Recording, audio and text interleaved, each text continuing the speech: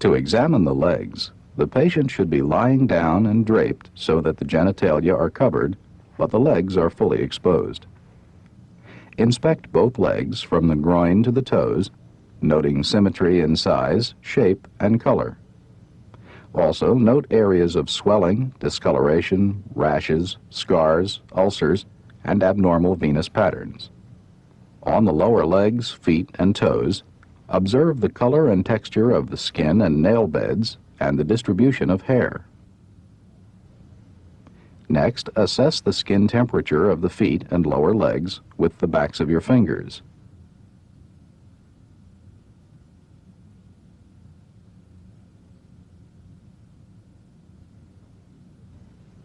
If you notice unusual coolness or temperature differences, check further up the legs.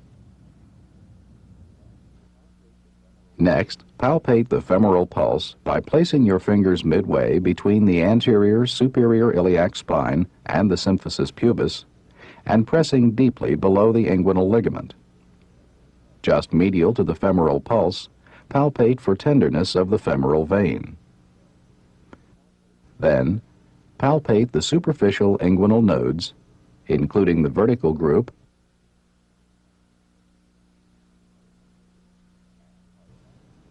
and horizontal group.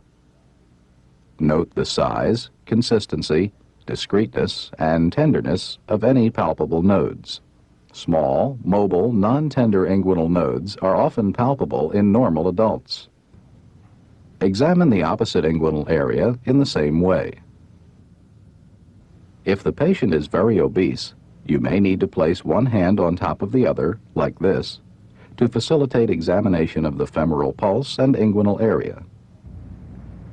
I'd like to check the pulses in your knees now.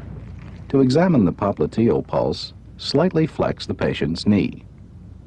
Press the fingertips of both hands deeply into the popliteal fossa, slightly lateral to the midline. The popliteal pulse is frequently more difficult to find than other pulses because it is deeper and more diffuse. Compare this pulse with the popliteal pulse on the other side.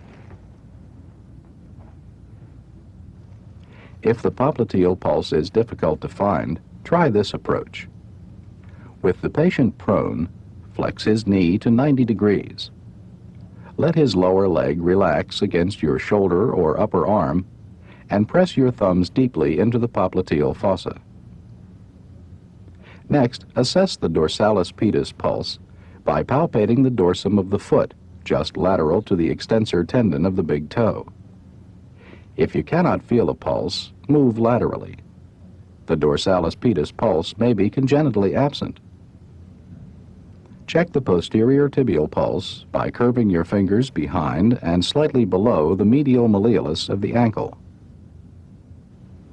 Then feel for both of these pulses on the other foot.